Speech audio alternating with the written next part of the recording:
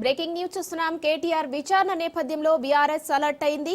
Party ముఖ్యులతో Harish Rao అత్యవసరంగా భేటీ అయ్యారు. తెలంగాణ భవన్ కు భారీగా బీఆర్ఎస్ నేతలు చేరుకుంటున్నారు. మాజీ మంత్రి హరీష్ రావు నేతృత్వంలో కేటీఆర్ ఏసీబీ విచారణ తీరు, భవిష్యత్తు కార్యాచరణపై చర్చిస్తున్నారు. బీఆర్ఎస్ సీనియర్ నేతలతో హరీష్ రావు కార్యాచరణపై సిద్ధం చేస్తున్నారు. తెలంగాణ భవన్ లో పార్టీ నేతలకు మానిటరింగ్ చేస్తున్నారు.